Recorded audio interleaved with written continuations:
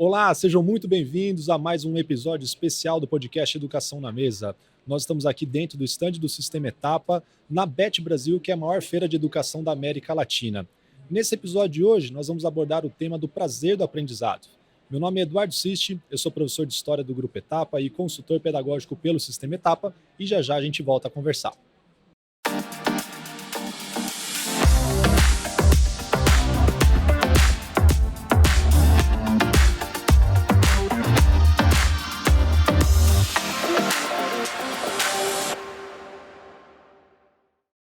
E antes da gente começar esse nosso bate-papo, eu queria te fazer um convite para seguir a gente aqui no YouTube. Se você já segue, ativa as notificações para você receber sempre o lembrete dos novos podcasts que estão saindo no ar. Tem muita coisa bacana para você conferir. Bom, eu gostaria de dar as boas-vindas primeiro para o nosso apresentador, está aqui do meu lado, o Rodrigo Mutuca, que vocês já conhecem. Tudo bem, Mutuca? Tudo ótimo, tô bastante animado para hoje. Bora. E aqui, nosso convidado especialíssimo, o Sidney, ele veio diretamente do Colégio Piaget, em Natal, Rio Grande do Norte, veio de bem longe para participar da feira, está aqui prestigiando também o nosso stand. Tudo bem, Sidney? Tudo bem. Vamos lá, então. Sidney, a gente gostaria de começar esse tema sobre o prazer do aprendizado. O Rodrigo esteve recentemente no colégio de vocês, participou de reuniões que ele me disse, pelo menos, muito frutíferas, né, Rodrigo? Então, eu Sim. gostaria que você começasse aí essa conversa. Em Natal e também Parnamirim, É né? verdade. 2 unidades. Sidney, quando nós nos conhecemos, você me contou de um projeto pedagógico muito bacana, desenvolvido na sua escola, sobre patrimônio histórico. Uma eletiva que basicamente ajudava o aluno a olhar ao redor e perceber como que a cidade ela pode ser algo dotado de muitos significados, de muitos conhecimentos. Para que isso dê certo, eu imagino que é importante o professor ser alguém muito engajado no aprendizado do aluno, alguém motivado a fazer o aluno se tornar uma pessoa muito curiosa e dedicada. E depois, né, indo para Natal e para Parnamirim, conversando contigo, eu percebi que essas preocupações pedagógicas dialogam muito com a sua formação. Você Sim. poderia nos contar um pouco como que o Sidney que eu conheço hoje, como que você se tornou o Sidney que eu conheço hoje? Na verdade, eu iniciei o primeiro curso, né, que eu quis fazer, foi o curso de odontologia, mas por uma influência do meu irmão, que é dentista. Mas depois de um tempo eu comecei a dar aula na área de biologia, uma área correlata à odontologia, e aí me veio a perspectiva de mudar, né, de curso aí, consequentemente ir para a biologia. Isso foi um certo impacto na família, porque a odontologia termina sendo um curso mais tradicional. Mas as ciências biológicas foram um norte assim para o meu caminho educacional. E a partir dali, né, a partir da biologia, eu pude me fazer como professor e depois em outras vertentes como um administrador escolar, né, trabalhando em algumas escolas e mais à frente fundando uma escola em 2003 lá na unidade Natal, que você foi lá do Colégio Piaget. Legal. Sidney, a sua formação ela parece ser bastante ampla, bastante variada. E muitas vezes os alunos, né, eles pensam que nós, professores, temos uma formação exclusiva na nossa disciplina, né? Então, se eu sou historiador, eu estudo apenas história. Eu gostaria que você comentasse que outros interesses você tem, além, né, do campo específico da biologia, que é a sua Sim. área de formação, né? E de que forma você entende que a educação ela pode ser muito mais significativa se a gente consegue ampliar um pouco esse leque?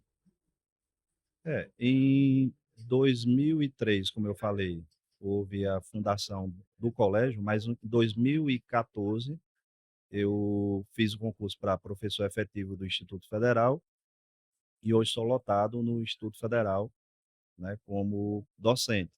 E aí, consequentemente, a escola, que ela estava muito mais sendo gerida por mim, ela passou a ser gerida pela família. E aí, dentro desse núcleo familiar, a gente só conversa sobre educação. Então, dentro de casa, todo mundo falando sobre educação. Mas depois surgiram outras necessidades.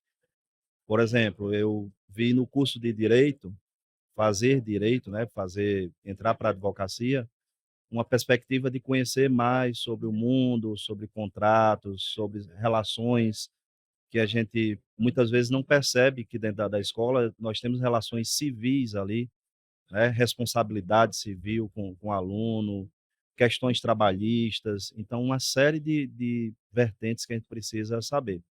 E depois veio a necessidade de fazer o curso de pedagogia, né, porque eu compreendo também que o curso de pedagogia hoje ele é muito amplo nas escolas. O pedagogo antigamente ele tinha muito mais uma vertente para ser professor, mas hoje eles estão na coordenação, na direção, na supervisão, né, e a gente vê que também foi um curso que cresceu muito.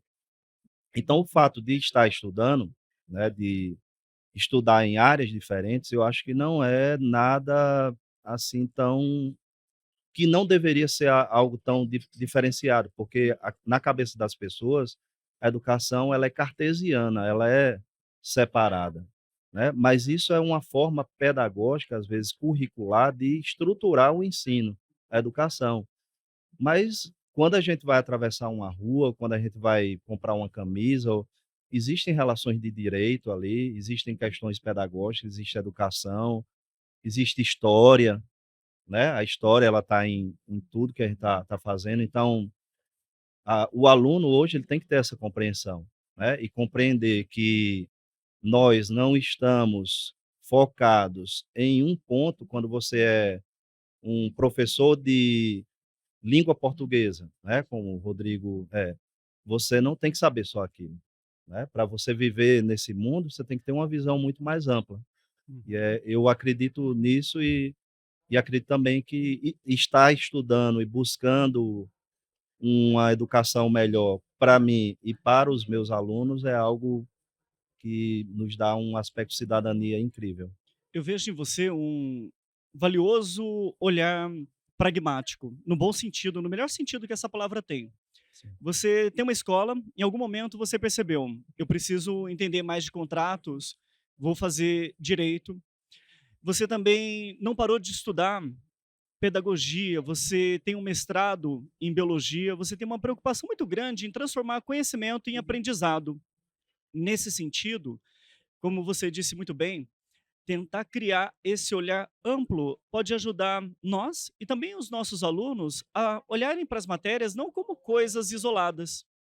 Conversando recentemente com uma professora sua, a Gerlane, professora de história lá do colégio, ela me disse que é muito comum, quando ela vai preparar uma aula, por exemplo, de Revolução Industrial, ela pedir ajuda, pedir aproximação de alguns professores para que os alunos vejam. Há muita coisa envolvendo descobertas da física, da química, algumas questões de sociologia muito ricas. Eventualmente, algum professor de português vai mencionar como que a literatura retrata aquelas épocas. Eu imagino que nada disso é mero fruto da sorte. Isso daí se deve a uma equipe que concorda contigo em desenvolver esse tipo de olhar. Você poderia contar um pouco mais de como que é o cotidiano lá no Piaget? Como que vocês planejam e concretizam essas ideias? Hoje com essa construção de redes sociais e de aplicativos em que nós estamos dentro de grupos, há uma facilidade maior para a gente estar interagindo. E até se você pegar toda essa construção educacional no Brasil, que visa uma educação transformadora, mas que nunca acontece, né, que a gente está sempre tentando buscar, mas a gente está sempre preso à educação tradicional, a gente percebe que transitar por disciplinas, fazer uma conversa entre as disciplinas, uma relação interdisciplinar, é algo muito interessante. Então a gente sempre tenta estimular os professores a fazer isso. Embora a gente compreenda que o currículo da educação básica, ele é um currículo ali que tem limites, limitações de discussão, né, e às vezes até extrapolar determinadas discussões é difícil, porque as pessoas perguntam: "Por que é que vocês estão discutindo determinada coisa se isso não vai cair no Enem", por exemplo, né, ou se isso não vai ser cobrado, numa determinada prova, porque não está no material. Então, extrapolar eu acho que é importante, a gente precisa ter uma reflexão sobre tudo, né, e a reflexão ela envolve muitas vezes a visão diferenciada, né. Eu posso ter uma visão sobre um objeto, uma visão muito mais focada na biologia ou no direito, enquanto você da área da língua portuguesa já pode ter outra visão, a visão histórica já é outra. E dentro da história existem historiadores com visões diferentes sobre o mesmo objeto. Então, isso cria uma reflexão. E eu acho que a escola, hoje, ela tem que criar a reflexão no aluno. Existe um grande pensador aqui brasileiro, que é o Rubem Alves, né? Que ele fala que a pedagogia do espanto, aquela coisa de você gerar um espanto pelo objeto, aquilo que você está estudando, é o que faz o aluno se prender ao ensino. E quando eu percebo que o foco da nossa discussão aqui é o prazer, né, em aprender, ou, por exemplo, prazer em ensinar, a palavra prazer ela vem de você chegar a um objetivo. Então, enquanto não se chega a isso, você não descansa, você não, né, não está ali, deu certo, né? Chegamos ao ponto que eu gostaria. Então, quando a gente pensa nessa questão interdisciplinar, os professores também têm que aprender a dialogar. E às vezes as pessoas não querem que suas disciplinas elas sejam invadidas, né? O cara que está lá em matemática diz: ó, isso aqui é da matemática, não mexa aqui não, que aqui é, né? O cara da história, não, aqui é história, não é matemática, né? E a matemática tem história, a história tem matemática, né? A filosofia, eu acredito que uma das disciplinas muito importantes para a reflexão em história é a reflexão na escola, é a filosofia, a sociologia, são disciplinas, às vezes, deixadas de lado nas discussões da construção de currículos, como a gente percebe na BNCC agora, né, nesse currículo novo. Você mencionou essa invasão de uma disciplina a outra, eu fico pensando até mesmo na disposição dos centros nas universidades, né? Então nós temos o departamento de História, o departamento de Geografia, de Matemática, eles não dialogam, eles não conversam, e muitas vezes se vem com uma certa rivalidade, né? Então isso vem de uma outra instituição, também acaba invadindo a escola, mas é nosso dever, inclusive, sempre tentar facilitar esse diálogo entre as disciplinas, entre os conhecimentos. E eu gostaria de aproveitar então essa pergunta, Sidney. Eu sei que vocês trabalham, né, com métodos que geram mais reflexão, como você mesmo mencionou, que tentam estimular o aluno, né, de fato a pensar, a problematizar. Recentemente, eu e o Rodrigo participamos aqui de um episódio sobre metodologias ativas. Sim. Eu queria saber de você quais são as práticas, dinâmicas, métodos do Colégio Piaget que incentivam o aluno a ter o prazer pelo aprendizado. Hoje nós temos uma facilidade maior de utilizar metodologias ativas do que antigamente. Em 2012, por aí, eu comecei a lançar alguns vídeos com paródias para alunos. Eu já fazia isso, e isso criava um estranhamento muito grande dos professores, porque eu era professor de pré-vestibular e cursinho, e aí quando eu chegava com música em aulão, né, nessas aulas, os caras diziam: rapaz, dê aula, não fica enrolando, né? Isso aí é enrolação, o aluno não aprende nada com isso. Mas quando acabava aquela aula, os alunos estavam extremamente empolgados com aquilo, né? Eles queriam a letra da música, eles queriam lá o vídeo, né, muitas vezes da gravação. E aí, quando a gente vê hoje a quantidade de vídeos que nós temos na internet, né, de produções, e o que as pessoas conseguem obter com isso, e até de forma lucrativa, nós percebemos que isso pode se voltar para a educação. Então, pensar na metodologia ativa é utilizar o quê? É vídeo, é música, né? É construção de materiais, é a integração de disciplinas através de uma aula de campo. Então, é sair dessa educação tão expositiva, né, que eu não tenho crítica sobre ela, porque eu acho que é ela que vem dando certo há milhares de anos aí. Desde que surgiu a educação, que o cara precisa de uma areia, né, para ele escrever, É um necessário, né, o quadro. registro. Exatamente, precisa de alguma coisa lá para ele estar explicando a alguém. Então, às vezes as pessoas acham que só trabalhar com metodologia ativa vai ser um ponto crucial para a melhoria do ensino. Não, você precisa da educação tradicional, aquela que está dando certo, mas você precisa mesclar também, né, com a metodologia ativa para que você consiga realmente ter uma atratividade para o aluno, fazer o aluno ficar mais próximo daquele conteúdo, que às vezes é mais rígido, mais difícil de aprender.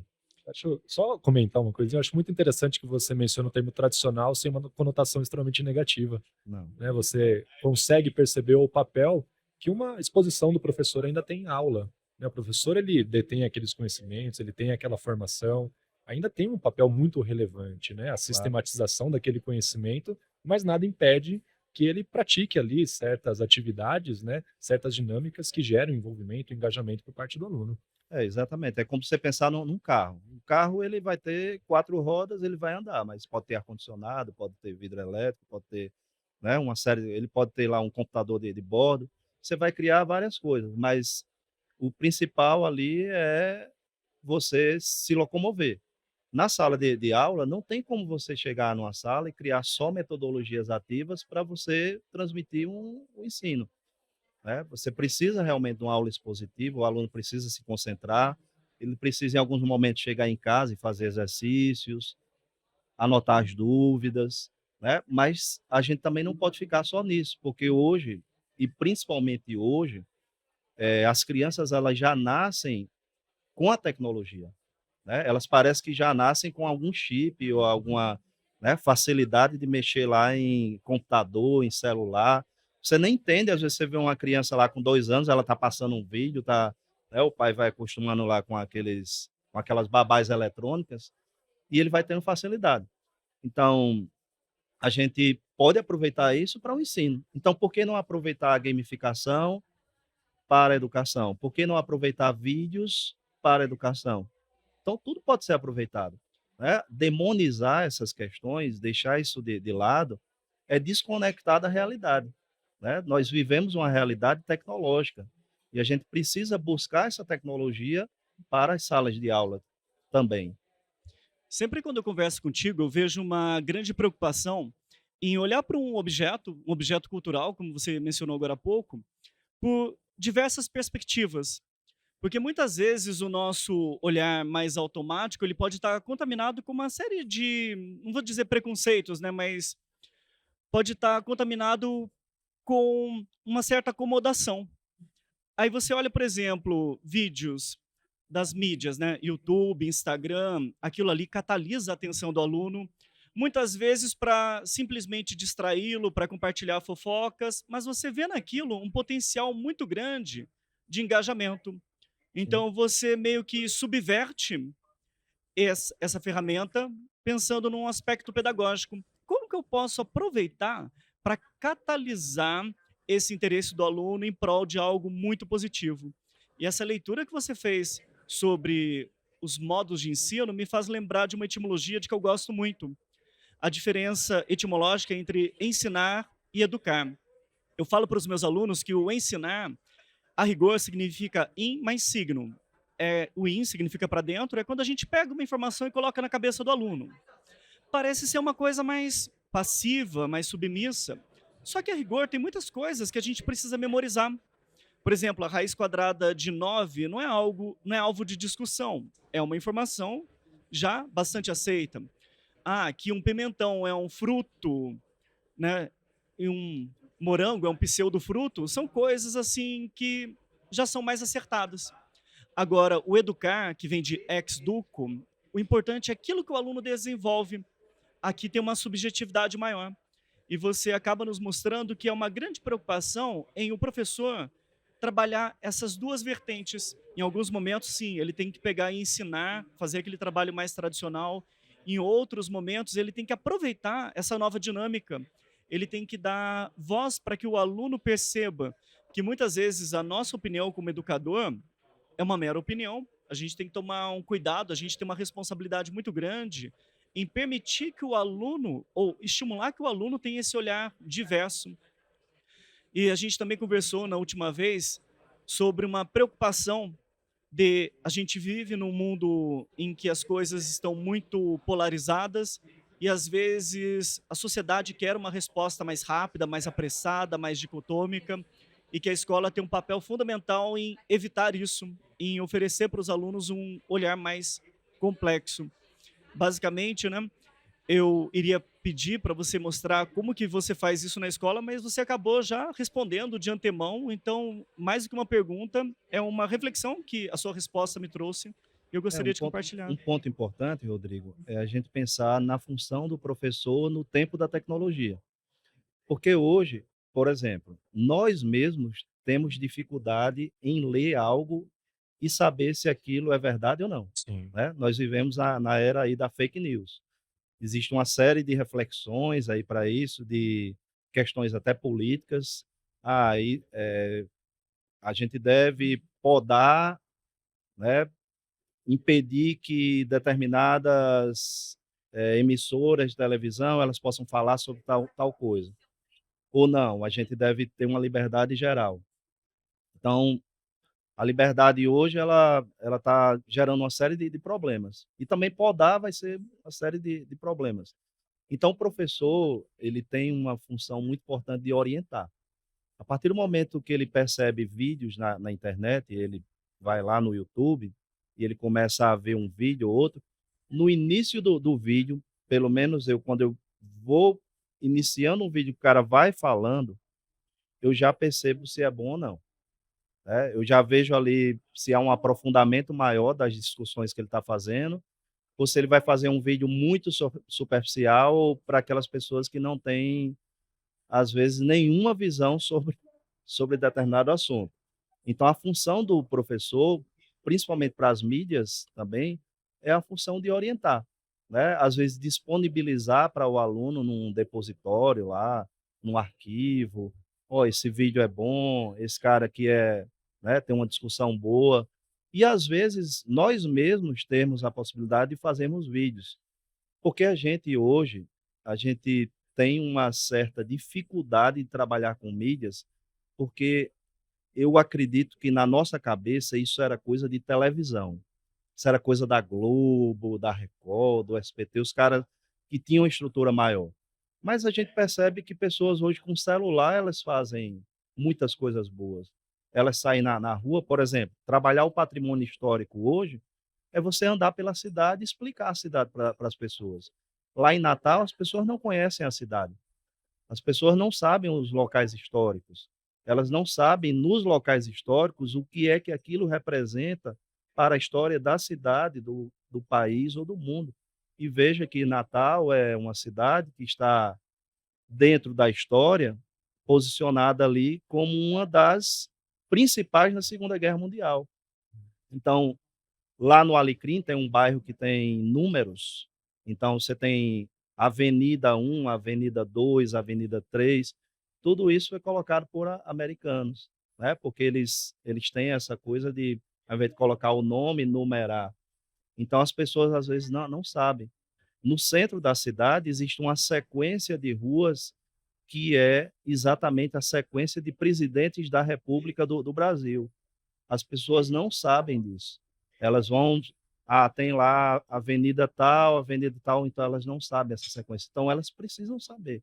A partir do momento que elas se apropriam dessas questões históricas e culturais, elas começam até a reconhecer a cidade de uma forma melhor, né? E aí a gente entende que alguns outros estados, né, algumas outras cidades, elas têm essa percepção maior e investem mais na cultura, né, da identificação histórica da cidade.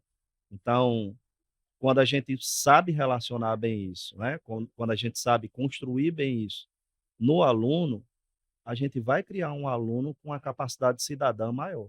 Sem dúvida. É muito legal ouvir você falar sobre a importância da história local, regional.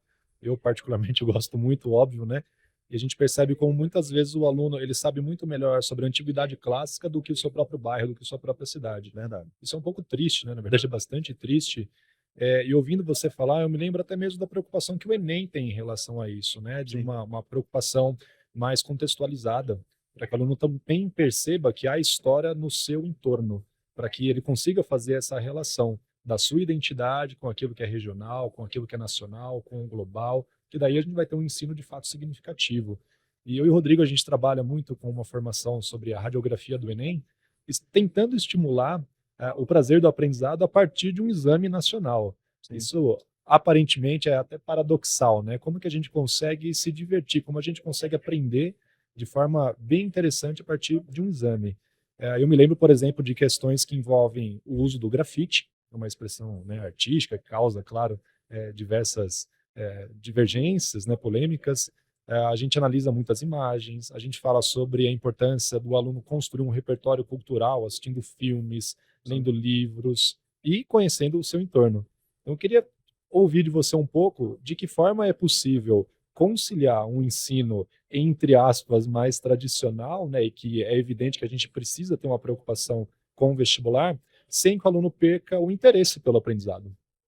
Primeiro nós temos um problema aqui em relação ao currículo. A gente sabe que os currículos de construção da educação básica, eles vêm por decisão do ensino superior no país.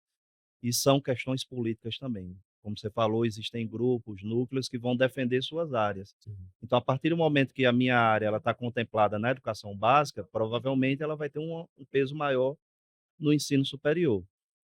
E o Enem, por ser uma prova nacional, ela cria dificuldades para as questões regionais, Uhum. né. A gente vê com a BNCC agora que os itinerários formativos, eles tentaram quebrar isso, mas os caras não estão sabendo equacionar a prova do Enem diante disso. Então, como construir uma prova do Enem com itinerários diferentes, em regiões diferentes, já que os itinerários, para serem construídos, eles dependem de uma consulta pública, né, consulta da comunidade escolar. Então, a comunidade é quem constrói os itinerários que ela acha interessante para a sua região. Então, se a gente pensa que e aí eu estou tratando mais a questão do Enem, né, como você Uhum. falou.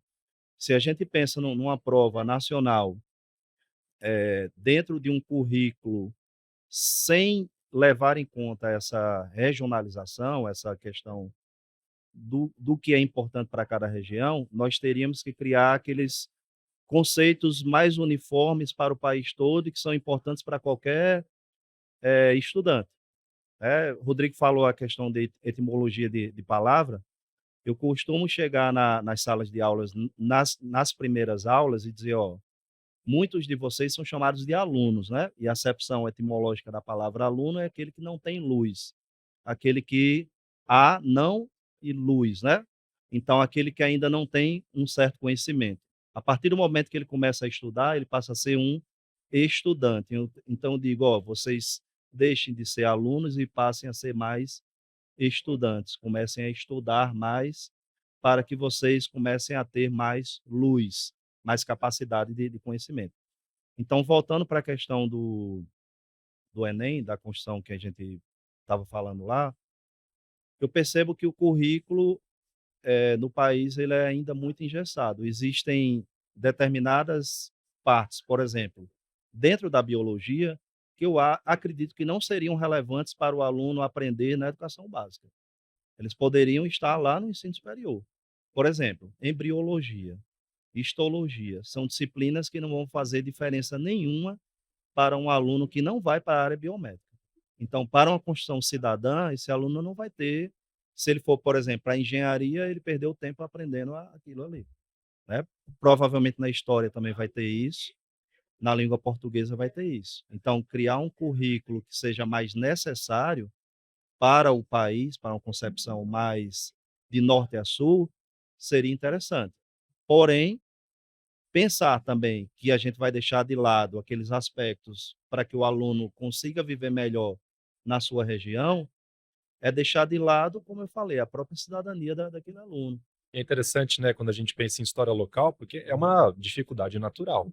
É muito difícil, né, ter uma prova ou, sei lá, um texto que contemple todas as especificidades regionais. Não vai Mas é ter. importantíssimo que o professor consiga fazer isso em sala de aula, né. Então, numa aula de Segunda Guerra Mundial, poxa, seria muito legal, né, se o seu professor conseguisse fazer essa referência. Olha, aqui perto da gente existem ruas, existe ali uma região, né, a região teve uma importância estratégica enorme no quadro da Segunda Guerra Mundial. Então, quando o aluno consegue fazer esse tipo de conexão, é muito bacana, né, para E aprendizagem. eu acho que nesse sentido, seus alunos têm uma sorte muito grande, porque a preocupação do colégio não é meramente aquela questão burocrática do vestibular, como você disse lá atrás, mas pensar no aprendizado de uma forma global. Tem algumas coisas que talvez não sejam importantes para o vestibular, mas você faz questão de levar aos seus alunos.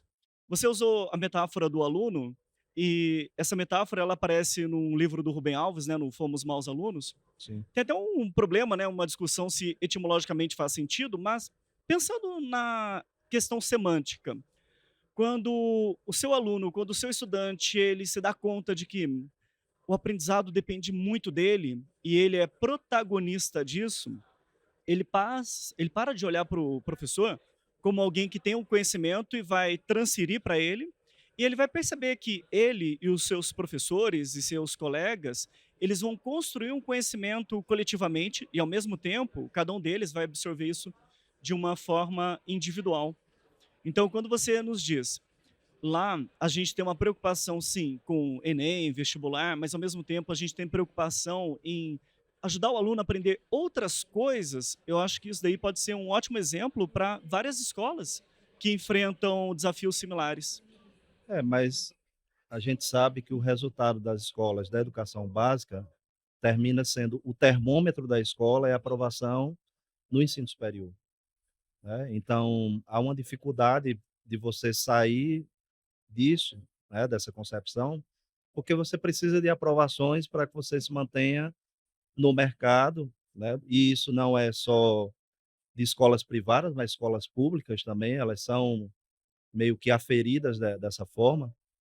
E a partir do momento que a gente tenta criar uma reflexão maior, até, por exemplo, um conhecimento maior do aluno sobre o seu local, ele foge um pouco daqueles conteúdos que são necessários para a prova lá do Enem.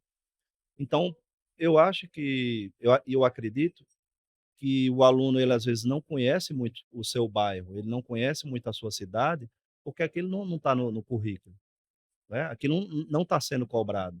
Então, muitas vezes, trabalhar aquilo ou despender um determinado tempo para trabalhar aquilo, pode ser visto como desfocar do objetivo final, que seria a aprovação no ensino superior.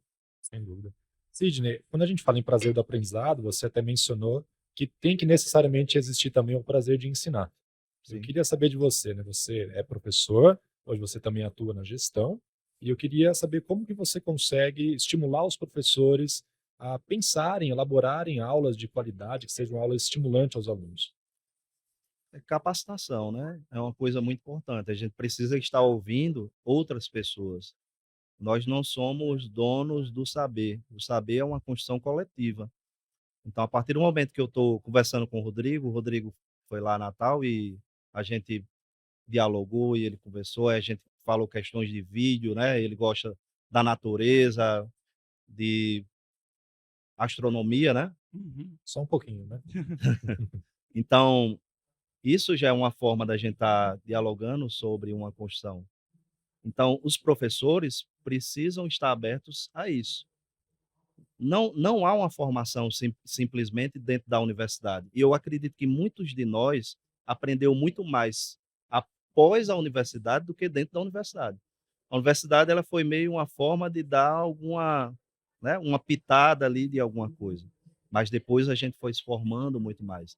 Então aquela formação no aspecto de forma mesmo, né, que a universidade dá, de gerar lá uma forma para aquele bolo que vai sair, que seria o aluno, né, com aquele gosto, aquele tempero, aquela coisa boa, só vai se dar com o trabalho, né, com o labor, com a atividade, com a correlação. Então, quando a gente pensa que os professores precisam ter uma capacitação maior, nós tentamos gerar para esse aluno uma reflexão do que ele precisa ouvir do outro, né, do que ele precisa estar aberto para novas experiências. Falando nisso, uma experiência, né, um aprendizado que eu anseio muito ter, é conhecer a sua unidade ecoambiental. Ah, você Você vai para lá. eu tenho eu tô muito curioso, estou muito ansioso e gostaria que você comentasse um pouco aqui conosco, o que que os alunos fazem nessa unidade, que tipo de aprendizado eles têm lá, e quais são suas expectativas pensando a longo prazo? Tudo aquilo que parece ser um mero experimento, uma mera brincadeira, uma mera degustação da natureza, isso, sem dúvida alguma, vai ser fundamental para uma série de aprendizados que vão ser consolidados daqui a alguns anos. Quais são suas expectativas? Lá essa unidade ambiental, ela iniciou com a perspectiva exatamente de servir de base para os alunos. Então nós formamos lá uma estrutura com alguns animais, né, com ovelhas, cavalos, questão de gado, né? Tartarugas, galinha, peru. Então, os alunos que estão dentro da cidade, principalmente como a cidade de São Paulo aqui, imagine que tem alunos que às vezes não conhecem determinados animais. Com certeza. Apesar, né, que nós temos um zoológico maravilhoso aqui. Mas alguns animais domésticos, por exemplo, não são bem, as crianças não têm contato, né? E Natal é uma cidade muito menor do que aqui, mas os alunos também vivem essa experiência. Muitos moram em apartamento, né, não sabem o que é brincar ao ar livre, né, num parquinho, na grama, correr, às vezes até se machucar, que a gente sabe que a nossa imunidade natural, né, a imunidade com anticorpos, ela é feita na infância. Então a criança precisa brincar com a areia, ela precisa ralar o joelho, né, ela precisa estar realmente em contato com a natureza para que quando ela chega a uma fase mais adulta, o sistema imunológico dela diga: "O que é isso? Que vírus é esse? Que bactéria é essa?", né, ele não sabe reconhecer muito bem. Então, a unidade ambiental, ela vem exatamente para trabalhar esse aspecto mais ambiental, deixar a criança mais livre, piscina, parquinho, correr, brincar, jogar na areia, jogar na grama, né, e isso é muito bom. Eu acredito que muitas brincadeiras que existiam antigamente, com estruturas físicas, eles também não conhecem, porque hoje eles estão nos joguinhos, nos celulares, em computadores, então eles não têm muita essa interação. Eu vi algumas reportagens, né, ultimamente, assim, muitas relatando a questão da obesidade, da hipertensão acontecendo em jovens. Então, hoje é muito mais fácil a criança engordar muito, né, chegar a ser hipertensa, inclusive adquirir a diabetes tipo 2. E isso é um fato relacionado ao quê? À vida que nós estamos vivendo, né, uma vida muito mais parada, muito mais ligada a equipamentos, sem movimento.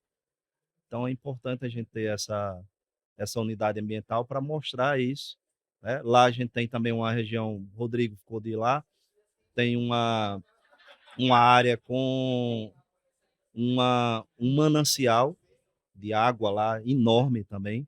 É uma área que tem muita água, né, de boa qualidade. Então é uma riqueza, né, para a região lá. Rodrigo, quando você for, me leva também, tá bom? Pode deixar. Já compra Já passagem em dobro, tá por favor. já tá convidado. Bom, nosso tempo está acabando, Sidney. Queria agradecer demais sua presença aqui, veio de longe, foi muito bom esse bate-papo. Acho que esclareceu muita coisa, né, sobre O a tempo passou importância de rápido. ter, passa rápido, né?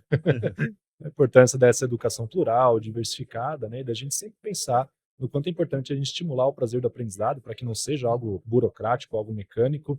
Eu acho que isso foi muito importante, né? Muito obrigado por ter aceitado o nosso convite. Conversar contigo faz a gente refletir sobre uma série de coisas que são importantes para mim como professor, para mim como consultor pedagógico. Eu acho que quando a gente visitar novas escolas, a gente acaba tendo mais experiências para compartilhar. Com certeza, o compartilhamento é algo muito importante. Como eu falo, o conhecimento ele só é cartesiano por uma questão educacional, né, para que a gente consiga otimizar, organizar o ensino. Mas o ensino não tem barreiras, né, ele não tem essa mudança. E eu fico muito feliz de estar aqui com vocês.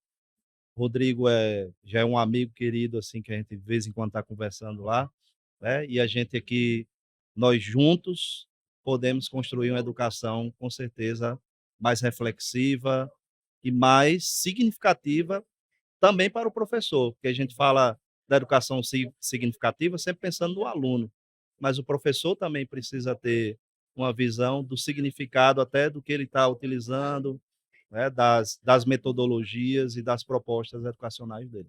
Muito Então obrigado. agradeço bem. Muito obrigado. Bom, dessa forma a gente encerra mais esse episódio especial do podcast Educação na Mesa. Hoje a gente está gravando aqui do stand do Sistema Etapa, na BET Brasil, a maior feira de educação da América Latina. Muito obrigado pela sua audiência e até a próxima.